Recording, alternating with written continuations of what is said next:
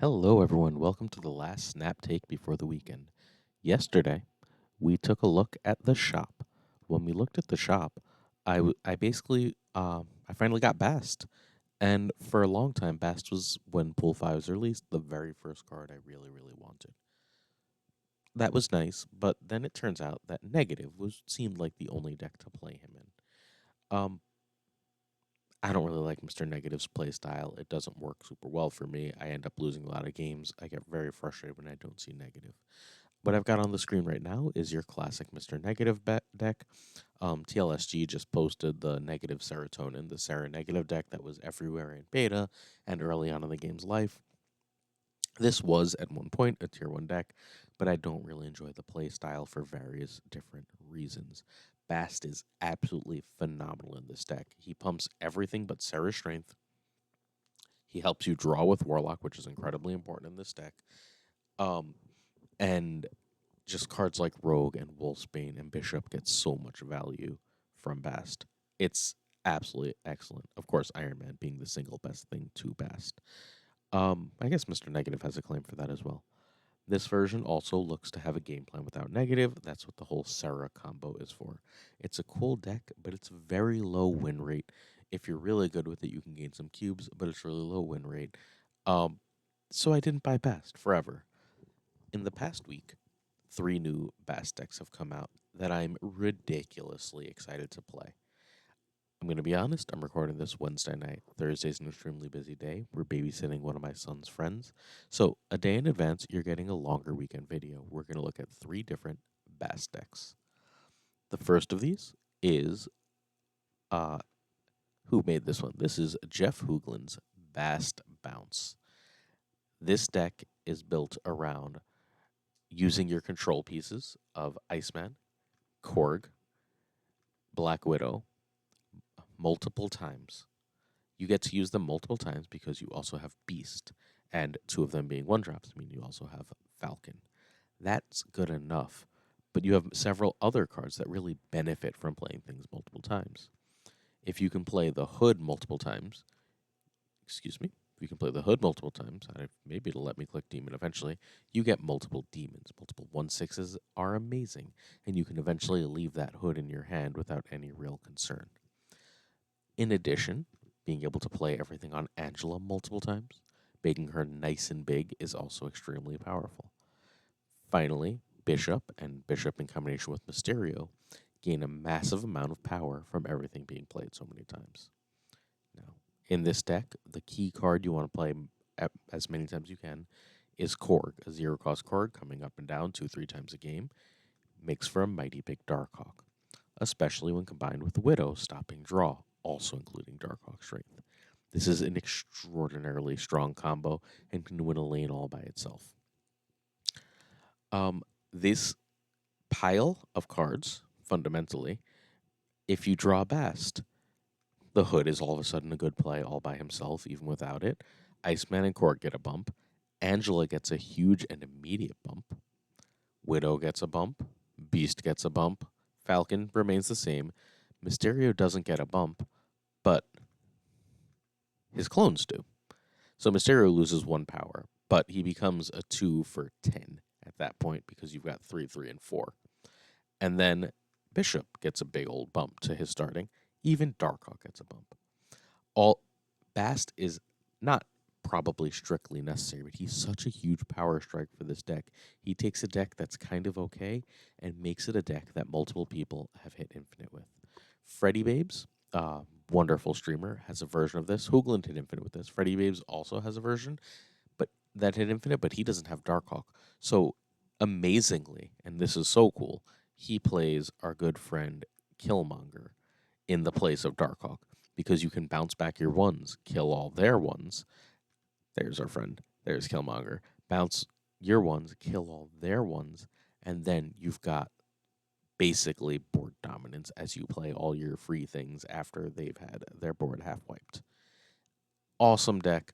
Sorry, America's the last card to talk about. America, anytime you see in her deck, is usually not there to be played, although obviously you can. She's there instead for consistency because you really want to see Beast and Falcon to return those 1s to your hand.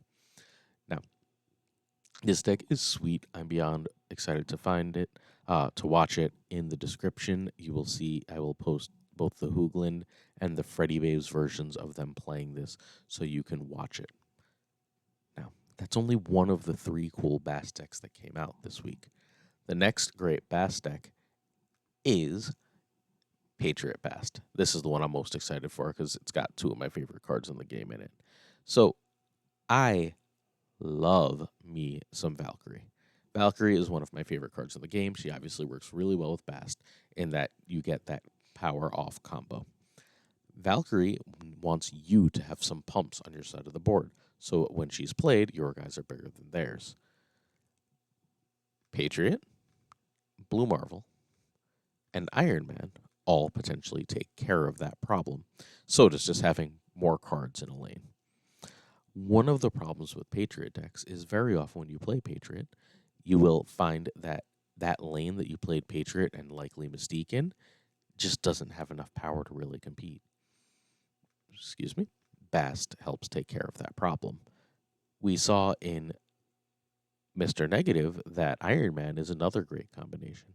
Lets you really get extremely powerful in a lane on short notice and has hidden extra synergy. If you Iron Man M5, you can Mystique and play 1 or 2 other cards on 6 for really big power in a lane. Just really how pretty that Mystique is. That is a very pretty Mystique. We still have the same hood combos. Wasp is a 0-3, is just completely insane. Only one squirrel gets the boost. Squirrel Girl herself would get a Bast boost. The other squirrels are getting the boost from Patriot and Mystique.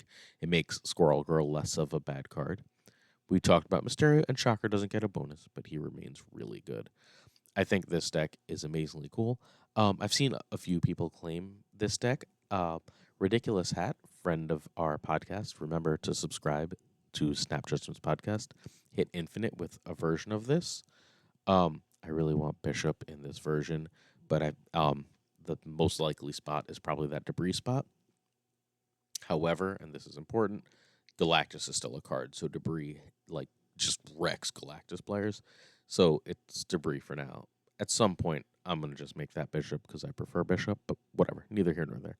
Ridiculous Hat, hit Infinite with this, and I believe Mega Mogwai has a version of this. Again, in the description, I'm gonna link you to his explanation and gameplay video. Now, the final thing that happened is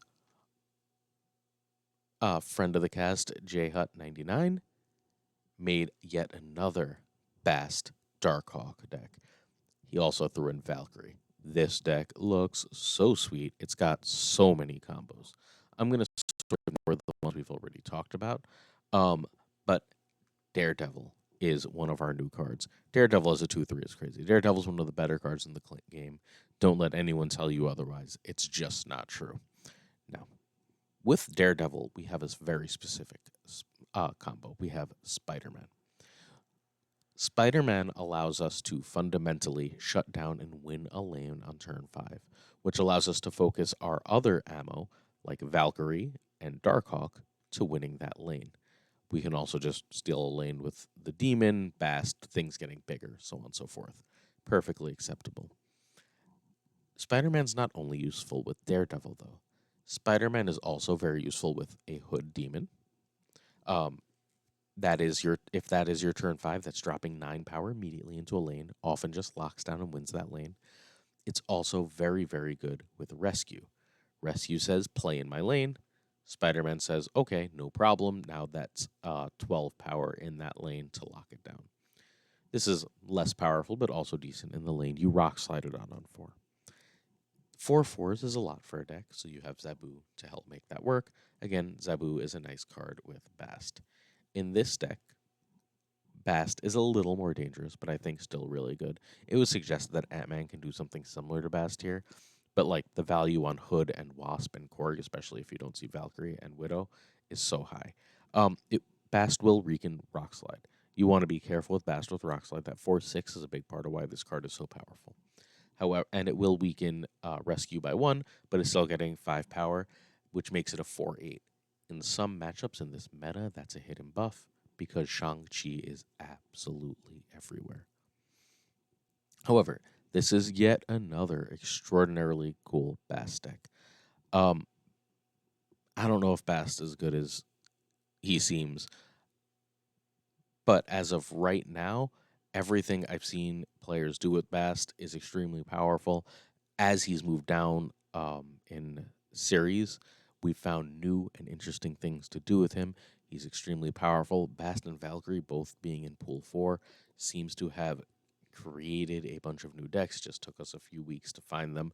The Thanos Leech thing pushing people to try new things because honestly, it got kind of boring there for a little bit. So with the patch, I think all of these are decks that are going to remain top of the meta, that are remain great decks.